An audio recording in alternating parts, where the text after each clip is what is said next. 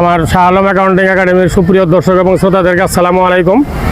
শিক্ষা এবং কর্মজীবন অনুষ্ঠানের আজকের পর্বে আমন্ত্রণ জানিয়েছি আমার এক প্রাক্তন ছাত্রী। তার পরিচয় তার মুখ থেকে আমরা শুনতে চাই। আসসালামু আলাইকুম, আমি শাহনাজ পারভিন সাথী। আমার বাসা হচ্ছে গাঁওকুড়া।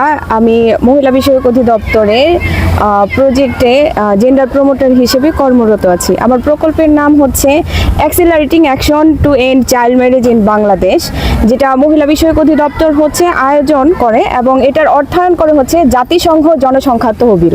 ধন্যবাদ। আচ্ছা, আমি আবার বলতেছি, তার নাম শাহনাজ পারভিন সাথী। আমরা তাকে সাথী বলে জানি এবং সাথী বলে তাকে আমরা ডাকি। তার বাড়ি হচ্ছে জামালপুর জেলার ইসলামপুর উপজেলার গাঁওকুড়া গ্রামে এবং সে বর্তমানে মহিলা বিষয়ক অধিদপ্তরের ইসলামপুর উপজেলা শাখায় জেন্ডার প্রমোটার হিসেবে কর্মরত। তো আজকে সাথী কেমন লাগতেছে অনুষ্ঠানে এসে? স্যার, অনেক ভালো লাগতেছে। বিশেষ করে হচ্ছে অনেক দিন পরে আপনার সাথে দেখা, এমনকি হচ্ছে এই ইসলামপুর কলেজে আমি মনে হয় প্রায় 13 বছর পরে হয়তো বা এরকম আসছি আর কি। 13 বছর পরে অনেক খুশি লাগতেছে এবং আরো বেশি এক্সাইটেড যে আসলে আপনার সামনের প্রশ্নগুলো কি হবে এর জন্য আরো বেশি এক্সাইটেড এবং আনন্দিত লাগতেছে। আমার অনেক ভালো লাগতেছে যে অনেকদিন হয়তো রাস্তাঘাটে দেখা হয়েছে, কিন্তু পাশাপাশি বসে অনেকদিন যাবত কথা হয় না। আজকে অনেক ভালো লাগতেছে। তো এখন তুমি জানো আজকে আমাদের অনুষ্ঠানের নাম হলো শিক্ষা এবং কর্মজীবন। জি স্যার। তাহলে আমরা শিক্ষা জীবন থেকে শুরু করব। তোমার শিক্ষা জীবন শুরু এবং শেষ আমরা জানতে চাই। আমার শিক্ষা জীবন শুরু হয়েছে হচ্ছে নেকজাহান সরকারি প্রাথমিক বিদ্যালয়ে। সেখানে আমি 5ম শ্রেণী পর্যন্ত লেখাপড়া করছি। 6-এ এসে হচ্ছে Islampur JJKM girls high school and college, সেখানে SSC পাস করছি এবং ইন্টারমিডিয়েট আমি সেখানেই পড়ছি। তারপরে হচ্ছে অনার্স BBA করছি হচ্ছে সরকারি আশেক মাহমুদ কলেজ থেকে এবং MBAও আমি কমপ্লিট করেছি হচ্ছে সরকারি আশেক মাহমুদ কলেজ থেকেই। আচ্ছা, অনেক ধন্যবাদ। তাহলে তোমার প্রাইমারি স্কুল প্রাইমারি শুরু হয়েছে, তোমার পড়াশোনা শুরু হয়েছে নেকজাহান সরকারি প্রাথমিক বিদ্যালয় থেকে। এরপর তোমার হাই স্কুল জীবন শুরু হয়েছে। হাই স্কুলে তুমি পড়াশোনা করছিল JJKM ইসলামপুরে, এটা Islampur JJKM girls high school and college. ওখান থেকে তুমি SSC পাস করছো। SSC এবং আবার ইন্টারমিডিয়েটও তুমি ওখানেই পাস করছো, Islampur JJKM girls high school and college থেকে। জি স্যার। তারপরে তুমি BBA পড়ার জন্য BBA সম্মান অনার্স ভর্তি হয়েছো তুমি কোথায়? জামালপুর আশেক মাহমুদ কলেজ। ওইখান থেকে আবার তুমি মাস্টার্স কমপ্লিট করছো, অর্থাৎ MBA কমপ্লিট করছো। কোন সাবজেক্টে? ম্যানেজমেন্ট। অনার্স এবং মাস্টার্স দুইটাই ম্যানেজমেন্টে। জি স্যার। আচ্ছা, এই হলো তোমার মোটামুটি পড়াশোনার ইতিহাস। আচ্ছা, এখন তুমি যে একদম 1 থেকে একদম শুরু থেকে শেষ পর্যন্ত পড়াশোনা করলা, প্রথম দিন তুমি কার হাত ধরে স্কুলে গেছো মনে আছে কি? আমার একটু মনে পড়ে যে হচ্ছে আমি প্রথম দিনটা আমার মার সাথে আমি স্কুলে গেছিলাম। আম্মু হচ্ছে আমাকে সাথে করে নিয়ে গেছিল, যা হচ্ছে ওই প্রধান শিক্ষকের যে রুম আছে ওখানে গিয়ে হচ্ছে ফর্মটা ফিল আপ করছিল। আফসা মনে আছে আর কি, আমার মাই হচ্ছে আমাকে নিয়ে গেছে। মার সাথে গেছে প্রথম? মার সাথে গেছি আমি। আচ্ছা, এখন এই একদম পড়াশোনার প্রথম থেকে শেষ পর্যন্ত এই কার অবদান, তোমার পরিবারের কার অবদান বেশি তোমার পড়াশোনার ব্যাপারে? আমার পড়াশোনার ব্যাপারে হচ্ছে আমি বলবো যে মার অবদান সবচেয়ে বেশি, তারপর হচ্ছে আমার হাজবেন্ডের অবদান। কারণ এই দুইজন ব্যক্তি যদি না থাকতো আসলে আমি ওই মাস্টার্স পর্যন্ত আসলে পড়াশোনা করতে পারতাম না।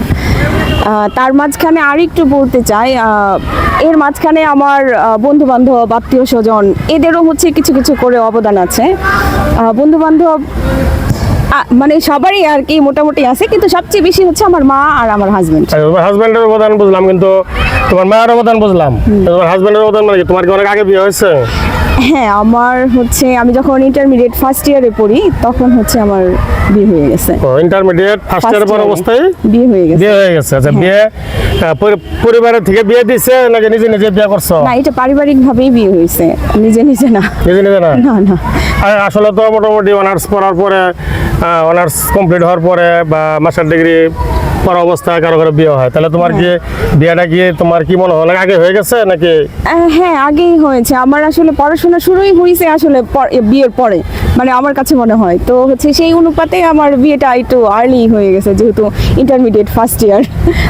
তাহলে বিয়েটা আগেই হয়ে গেছে? হ্যাঁ, আগেই হয়ে গেছে। আচ্ছা, তাহলে তোমার এই primary level, high school level, college level, বিশ্ববিদ্যালয় লেভেল, এই যে লেভেলগুলো যে পার হয়ে আসছো তুমি, এখানে কোন লেভেলে তোমার সবচেয়ে বেশি জ্ঞান অর্জন হয়েছে বলে তুমি মনে করো? আমি সবচেয়ে বেশি আমার কাছে মনে হয় যে আসলে এটা আসলে কম্পেয়ার করা যায় না, এটা হচ্ছে প্রাইমারি লেভেল থেকে আসলে শুরু হয়। তো এটা ধাপে ধাপে আসলে বৃদ্ধি পায়, যেহেতু হচ্ছে আমরাও আমাদের বয়সটাও বাড়ে, আমাদের জ্ঞান শক্তি বাড়ে, আমাদের পরিধিটা বাড়ে। সেক্ষেত্রে হচ্ছে আমি বলবো যে প্রাইমারি থেকে শুরু, তার থেকে একটু বেটার হচ্ছে হাই স্কুল, তার থেকে একটু বেটার হচ্ছে কলেজ, তার থেকে হচ্ছে বিশ্ববিদ্যালয় লেভেল। হ্যাঁ লেভেল। আচ্ছা। কিন্তু তারপরেও আমার কাছে যতটুকু মনে হয় যে আমি যখন কলেজে পড়ি, মানে ইন্টার এইচএসসি যে ইয়েটা, সেখানেই হয়তো বা জ্ঞানের পরিধিটা সবচেয়ে বেশি বাড়ার সুযোগ থাকে। হ্যাঁ, তার মানে তুমি বলতে চাইতেছো যে বয়স বাড়ার সাথে সাথে জ্ঞান অন্বেষণ করার যে ক্ষমতা সেটাও বৃদ্ধি পায়। হ্যাঁ অবশ্যই বৃদ্ধি পায়।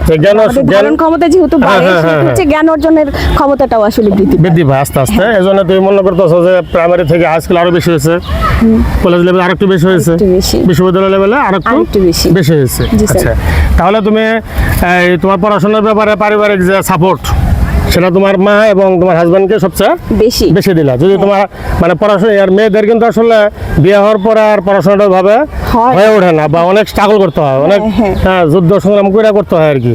এখন তোমার স্বামী তাহলে মনে প্রাণে চাইছে যে তোমার পড়াশোনাটা হোক। হ্যাঁ, এটা একটা মজার ঘটনা আছে, সেটা হচ্ছে আমাকে দেখে যখন আমার হাজবেন্ড পছন্দ করে, আমাদের বাসায় যখন প্রস্তাব দেয়, মানে বিয়ের আগে? হ্যাঁ, বিয়ের আগে। কোথায় দেখছে প্রথম?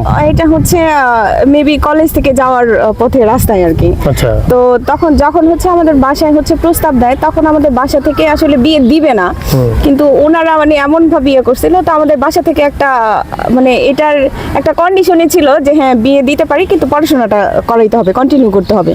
যদি পড়াশোনাটা হচ্ছে কন্টিনিউ না করে, তাহলে হচ্ছে বিয়ে ওখানে দিব না। আচ্ছা। তো যেহেতু ওই কন্ডিশনটা ছিল, এটাও একটা পূরণ। আর তারপরে হচ্ছে আমার যেহেতু ইচ্ছাটা একটু বেশি ছিল, সেই সুবাদে হচ্ছে আসলে পড়াশোনাটা আগায় যাওয়া সম্ভব হয়েছে আর কি। আমিও জানি যে তুমি যখন আমার কাছে পড়ছো, তুমি তো আমার কোচিং এ পড়ছো, শাহজালাল অ্যাকাউন্টিং একাডেমিতে পড়ছো, সেই সুবাদে তুমি আমার ছাত্রী। তুমি আমার কলেজে পড়ো নাই, তুমি ইসলামপুর কলেজে তুমি পড়ো নাই, তুমি অন্য কলেজে পড়ছো।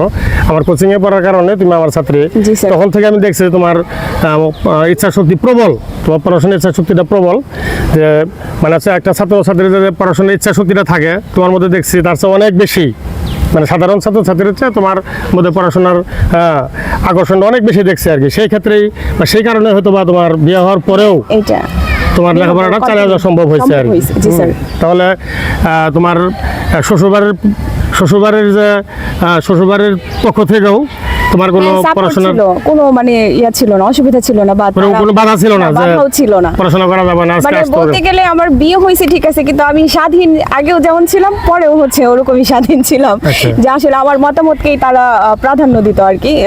তাদের মেয়েদেরকে আসলে তারা যেভাবে দেখে, আমি যে ছেলের বউ সেভাবে আসলে দেখতো না, মানে আমাকেও তারা হচ্ছে তাদের মেয়ের মতোই দেখতো। এবং আমার যে কথাগুলো আছে, তারা ওনারা হচ্ছে মনোযোগ দিয়ে শুনতেন, এবং সেগুলো হচ্ছে আমাকে করতে দিতেন আর কি। ওখানে কোনো বাধা, পূর্ণ স্বাধীনতা তোমাকে দিয়েছে পড়াশোনার ব্যাপারে পূর্ণ স্বাধীনতা দিয়েছে, কোনো বাধা নাই। আচ্ছা, তাহলে এই বিয়ের আগের যে জীবনটা ছিল তোমার আর বিয়ের পরের জীবনের মধ্যে কোন জীবনটা ভালো হয়েছে? স্যার, বিয়ের আগে ভালো ছিল নাকি বিয়ের পরে ভালো হয়েছে? আমি এটা আসলে কম্পেয়ারে যাব না, কারণ হচ্ছে আমার লাইফটা আমি মানে আমার জ্ঞান বুদ্ধি হয়েছে আসলে বিয়ের পরে, আমার কাছে যতটুকু মনে হয়।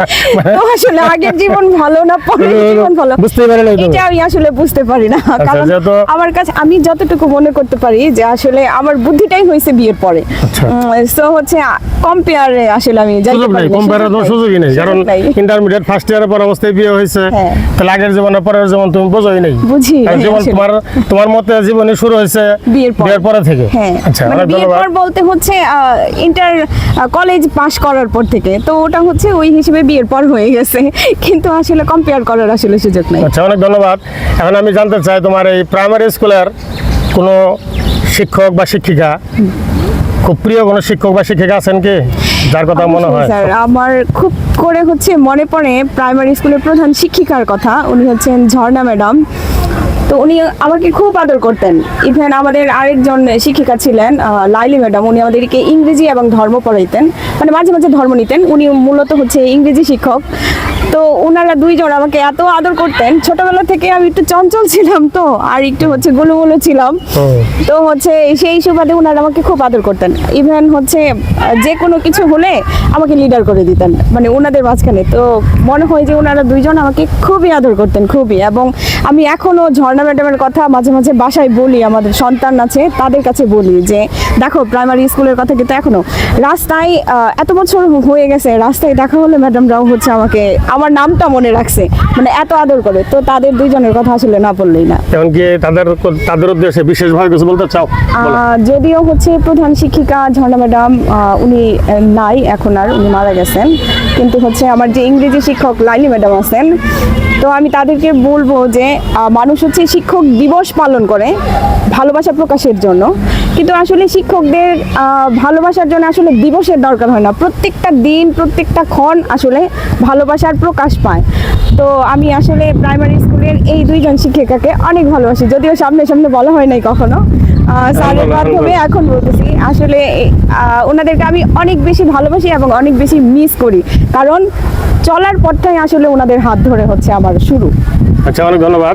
তোমার কর্মজীবন শুরু হলো কবে থেকে? আমার কর্মজীবন মানে চাকরি হচ্ছে আপনার 2018 সালে। বর্তমানে যে না, সেটা না, অন্য চাকরি করতে অন্য হবে? চাকরি একটা কিসের করতাম, এটা? সেটা হচ্ছে পূবালী ব্যাংকের একটা লোন সেক্টরে চাকরি করতাম আমি। ওটা হচ্ছে 1 বছর করছি। কোথায়, কোন জায়গা ছিল এটা? এটা হচ্ছে জামালপুর। জামালপুরে? হ্যাঁ, জামালপুর। পূবালী ব্যাংকের? পূবালী ব্যাংক এজেন্ট ব্যাংকিং আর এজেন্ট ব্যাংকিং। Loan sector. আচ্ছা, তো সেটাই হচ্ছে, তার আগে হচ্ছে কোচিং এ ক্লাস নিয়েছি, টিউশন করাইছি, কিন্তু মানে একদম প্রফেশনালি যেটা বলে সেটা হচ্ছে আমার 2018 সালে শুরু। মানে ওই পূবালী ব্যাংকের থেকেই শুরু। Mobile banking, agent banking. আচ্ছা, এজেন্ট ব্যাংকিং থেকে। ওই চাকরিটা ছেড়ে আসলা কেন? স্যার লোন সেক্টর তো আসলে দেখা গেছে একদম 9টায় উপস্থিত, আবার অনেক সময় সন্ধ্যা রাত হয়ে গেছে, সেই জন্য আসলে ছেড়ে আসছি। আর হচ্ছে টাকা পয়সার একটা ব্যাপার স্যাপার থেকে যায়, এর জন্য আর কি সঙ্গত কিছু কারণে আসলে মানে অনেক টাকা পয়সা ডিল করতে হয়, অনেক টাকা পয়সা লেনদেন করতে হয় না? এটা তো অনেক ভালো, অনেকের ভালো লাগে না টাকা পয়সা লেনদেন করতে। হ্যাঁ, আর ওই যে একটা হচ্ছে মানে বেশি রাত, একটা পরিশ্রমের যে একটা ইসা, এটার জন্য আসলে রাত হয়ে যায় অনেক। কিন্তু আমি জানি যে বাংলাদেশ ব্যাংক থেকে একটা সার্কুলার আছে যে মেয়েদেরকে 5টার সময় ছেড়ে দিতে হবে। এটা হচ্ছে সব সময় না, আসলে স্যার ভালো লাগা মন্দ লাগা থাকে মানুষের, তো ওখানে আসলে আমি আমার নিজেকে আমি আসলে ওইখানে সেটেল করতে পারি, যার জন্য হচ্ছে আমি ছেড়ে আসছি। তারপরে বর্তমানে যে মহিলা অধিদপ্তরে যে কর্ম, এটা কবে যোগদান করছে? এটা আমি হচ্ছে 2018 সালের ডিসেম্বরের 7 তারিখে ওই চাকরিটা ছেড়ে দিছি। আর আমি এই চাকরিতে জয়েন করছি হচ্ছে 2019 সালে জানুয়ারির 1 তারিখে। 2019 সালে জানুয়ারি 1 তারিখে। এখন এলো তোমার এখানে তোমার পদের নাম হলো জেন্ডার প্রমোটর। তোমার কাজের ধরনটা কি? আমার কাজের ধরন হচ্ছে জেন্ডার বলতে তো আপনারা বুঝেন ছেলে মেয়ে হয়ে। আমার ইস্যু হচ্ছে প্রোগ্রামের নামই হচ্ছে বাল্য বিয়ে বন্ধে বাংলাদেশের কার্যক্রম ত্বরান্বিত করা। আসলে বাল্য বিয়ে বন্ধ করতে গেলে আসলে কি করতে হবে, মানুষকে সচেতন করতে হবে। তো সেই সুবাদে হচ্ছে সবাইকে সচেতন করা, বিশেষ করে 10 থেকে 19 বছর বয়সী যে কিশোরীরা আছে তাদেরকে আসলে বোঝানো যে তারা জীবনটা আসলে কিভাবে চলবে বা কিভাবে চললে হচ্ছে ভালো হবে। তো সেই সুবাদে হচ্ছে আমাদের প্রথম দিকে মানে ফেজ 1-এ যেটা ছিল যে কিশোরী রিসোর্স সেন্টার ছিল। রিসোর্স বলতে তো আমরা বুঝছি যে তাদেরকে নিয়ে গবেষণা করা। তো গবেষণাটা কিভাবে করা, আমাদের 3টা মডিউল ছিল সেখানে, মৌলিক জীবন দক্ষতা, জেন্ডার এবং কি হচ্ছে জীবিকায়ন।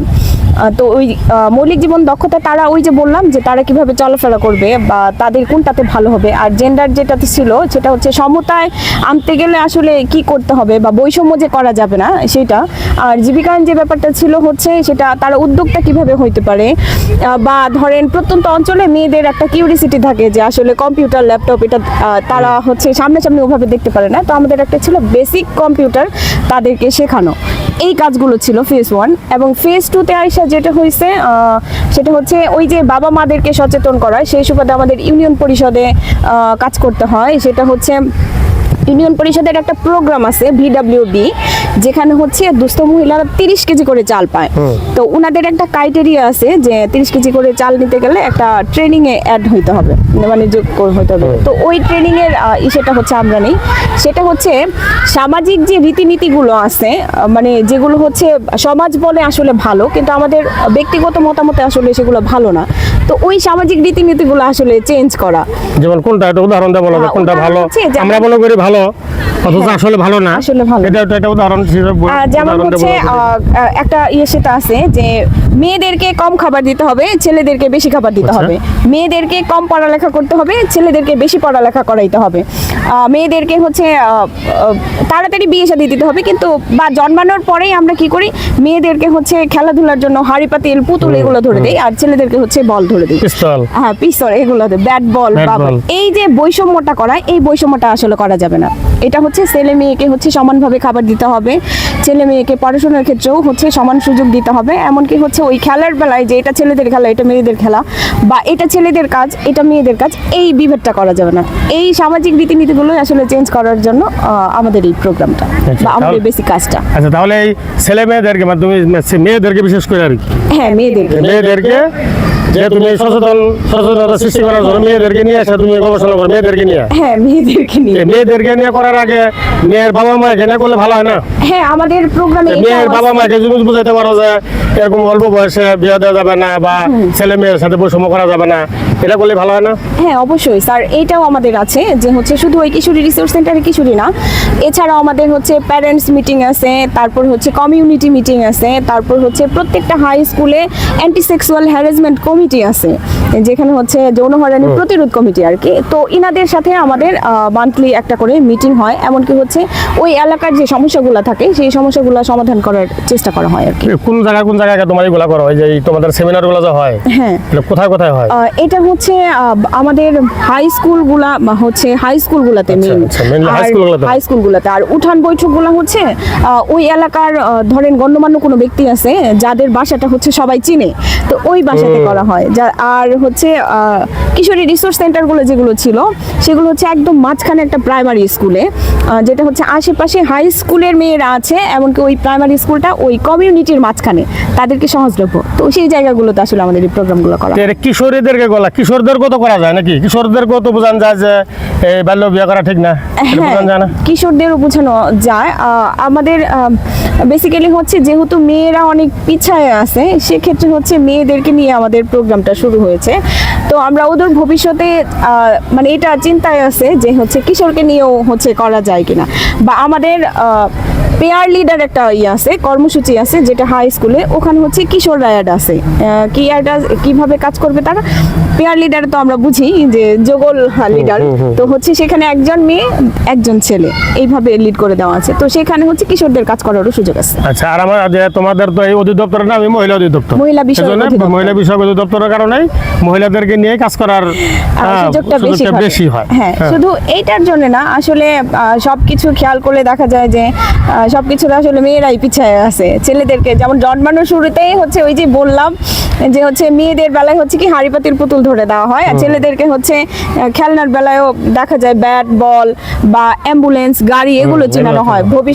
ভবিষ্যৎ পরিকল্পনার জন্য তাদেরকে বলা হয় তোমাকে ডাক্তার হইতে হবে, ইঞ্জিনিয়ার হইতে হবে, আর মেয়েদেরকে শেখানো হয় হচ্ছে রান্না। বিয়ে দিয়ে রান্না বান্না বা বাচ্চা কাচ্চা লালন পালন করতে হবে। আচ্ছা। তো ওই যে পিছায় পড়ার যে চিন্তা ভাবনা থাকে, সেটার আসলে নির্মূল করার জন্যই আসলে মেয়েদেরকে নিয়ে আসলে এখন তুমি আপাতত যে কর্মে আছো, এটাতে থাকার চিন্তা ভাবনা আছে নাকি ভবিষ্যতে এখান থেকে চেঞ্জ করে অন্য কোনো জায়গায় বা অন্য কোনো কর্মে যাওয়ার চিন্তা ভাবনা আছে কিনা?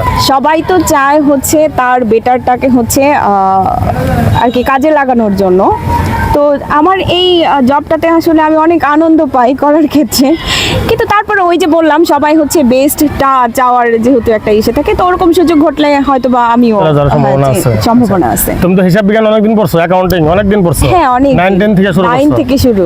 অনেকদিন পড়ছো, তাহলে কি এই অ্যাকাউন্টিং এর যে বিষয়গুলো শিখছিলে তুমি, হ্যাঁ ম্যানেজমেন্টের যে বিষয়গুলো শিখছো, তোমার কর্মক্ষেত্র বা তোমার পারিবারিক জীবন বা তোমার সামাজিক জীবন, এর সাথে কি ওই অ্যাকাউন্টিং এর বিষয়গুলো কি ম্যানেজমেন্টের বিষয়গুলো কি কোনো কাজে লাগছে? হ্যাঁ অবশ্যই। প্রথমে যেহেতু বলছি যে হচ্ছে আমি পূবালী ব্যাংকের ইস্যুতে ছিলাম, তো ওখানে অ্যাকাউন্টিং এর একটা ব্যাপার থেকেই যায়। শুধু ওখানে না, তারপরে যে আমার এই যে আমি এখন যে কর্মজীবনে আছি, মানে যে ইয়েতে আছি, তো এখানেও হচ্ছে আমাদের বাজেট নিয়ে একটা কাজ আছে। তো ওই বাজেটের ক্ষেত্রে আমি যে অ্যাকাউন্টিং নিয়ে পড়াশোনা করছি, এমনকি হচ্ছে আমার পরিবারে মান্থলি তো একটা ব্যয় আছে, সেখানেও হচ্ছে অ্যাকাউন্টিংটা অবশ্যই কাজে লাগে। এবং হচ্ছে পারিপার্শ্বিক যারা আছে তাদের সাথেও অনেক অ্যাকাউন্টিং মানেই হচ্ছে হিসাব, তো অবশ্যই হচ্ছে কাজে লাগতেছে। ছেলে মেয়ে কয়জন? আমার 2 ছেলে। ছেলে মেয়ে নিয়ে পরিকল্পনা কি? তো মেয়ে নাই, শুধু ছেলে? না, শুধু ছেলে। ছেলেদের নিয়ে পরিকল্পনা কি? বড় ছেলে ওর হওয়ার ইচ্ছা হচ্ছে ও বিমান বাহিনীতে জব করবে। তো আমি ওর ইচ্ছাটাকে প্রাধান্য দিচ্ছি, বাট তারপরে যদি না হয় তাহলে হচ্ছে বিসিএস প্রশাসনে দেওয়ার একটা ইয়ে আছে। আর ছোট ছেলেকে হচ্ছে হুজুর বানানোর একটা, মানে আমি পার্সোনালি হচ্ছে মিজানুর রহমান আজহারিকে অনেক পছন্দ করি, তো সেই রকম হচ্ছে বানানোর একটা ধর্মীয় শিক্ষা শিক্ষিত করা। ইসলাম, আমাদের ইসলাম ধর্মীয় শিক্ষা শিক্ষিত করার জন্য। আপনার হাজবেন্ড কি করেন? উনি হচ্ছে হেলথে আছেন। হেলথ বলতে হচ্ছে কমিউনিটি ক্লিনিকে আছেন, মানে সরকারি জব করেন, গভর্নমেন্ট জব করেন। আচ্ছা আচ্ছা। এখন এই তোমার যে এই ব্যক্তিগত জীবনের তো তোমার শিক্ষা জীবন নিয়ে আলোচনা হলো, তোমার ব্যক্তিগত জীবন নিয়ে আলোচনা হলো, ভবিষ্যৎ পরিকল্পনা আলোচনা হলো, তোমার জীবনে ঘটে যাওয়া একটা ঘটনা আমাদের সাথে শেয়ার করবো আজকে। যে ঘটনাটা মনে পড়লে তোমার মানে অনেক কষ্ট লাগে আর কি, এরকম একটা ঘটনা বলবা। আমি শুরুতেই বলছিলাম যে হচ্ছে আমি বিয়ের আগের জীবন, মানে পড়াশোনার ক্ষেত্রেও যে ওই জীবনটাকে আসলে মানে বুঝিই নাই, বুঝটাই আসছে হচ্ছে আমার ইন্টারমিডিয়েটে, মানে বিয়ের পরে। তো আমার একটা ঘটনা খুব করে মনে পড়ে, সেটা হচ্ছে যখন স্যার আপনার কোচিংয়ে আমি পড়তাম, আমাদের বিদায় অনুষ্ঠান হয়েছিল একটা। তো ওই বিদায় অনুষ্ঠানে কোন সালে? এটা হচ্ছে 7 সালে। 2007 সালে? হ্যাঁ 9 সালে। 2009 সালে। তো হচ্ছে তখন হচ্ছে ওই বিদায় অনুষ্ঠানটাতে হচ্ছে মানে সবাই এত কান্নাকাটি করতেছিল, আমি নিজেকে কন্ট্রোল করতে পারতেছিলাম না।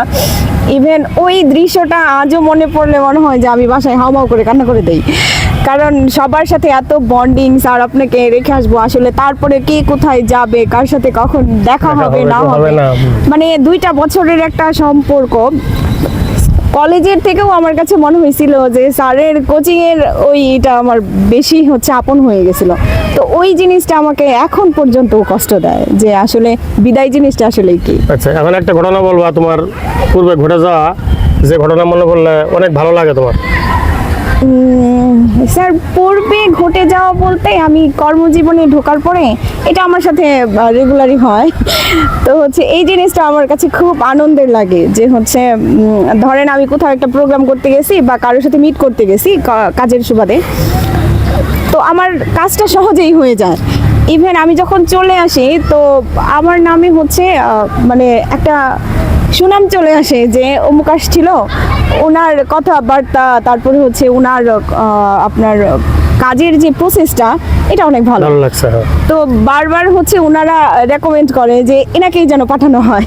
তো এই জিনিসটা আসলে আমার খুব আনন্দ লাগে যে আমি আমার দিক থেকে সাকসেসফুল। আচ্ছা, মানে এগুলা যে তুমি এক জায়গায় কাজ করে আসার পরেও পরবর্তীতে তোমাকে আবার তারা আশা করে, প্রত্যাশা করে যে ওই ম্যাডাম আসুক, কাজটা করো।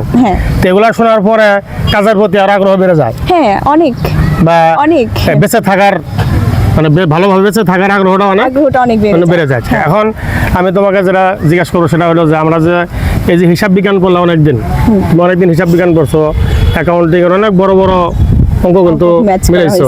আচ্ছা, অনেক বড় বড় অঙ্ক মিলে গেছে তোমার হাতে। এখন তোমার জীবনের কি সব হিসাব মিলছে? জীবনের কিন্তু হিসাব থাকে যে আমি যেগুলো চাইছি, আমার প্রাপ্তি প্রত্যাশা, তোমার জীবনের সকল প্রত্যাশা সকল প্রাপ্তি, হ্যাঁ মানে সবকিছু হিসাব মিলছে কিনা? জীবনের হিসাব বলতে স্যার যদি কেউ বলে যে 100% মিলে যায়, এটা তাহলে স্যার মিথ্যা কথা। কারণ হচ্ছে জীবনের হিসাব ওভাবে কখনোই মিলানো সম্ভব না, কারণ হচ্ছে পরিস্থিতির উপর ডিপেন্ড করে কিন্তু জীবনের হিসাবটা সামনে চলে আসে। তো ওইটুকুর মধ্যে আপনি কিভাবে আপনাকে উপস্থাপন করতে পারবেন বা আপনি কিভাবে হচ্ছে সন্তুষ্ট থাকতে পারবেন সেটা হচ্ছে হিসাব মিলানো।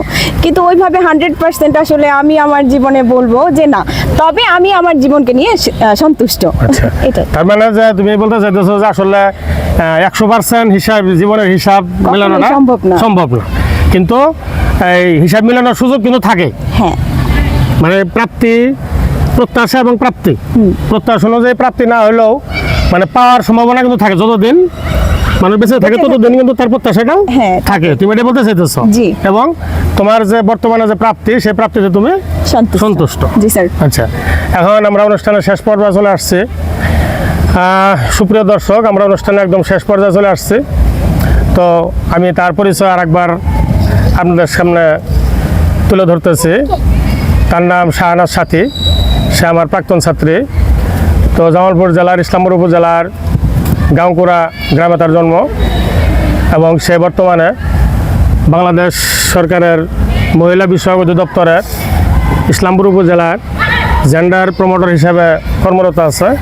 এবং তার কাছ থেকে আমরা অনেক কথা জানা এবং অজানা অনেক কথা শুনলাম এবং অনেক কিছু আপনাদের সাথে শেয়ার করলাম। হয়তো আর একদিন অন্য একজন প্রাক্তন ছাত্র অথবা প্রাক্তন ছাত্রীকে নিয়ে আমরা আপনাদের সামনে আবার হাজির হব।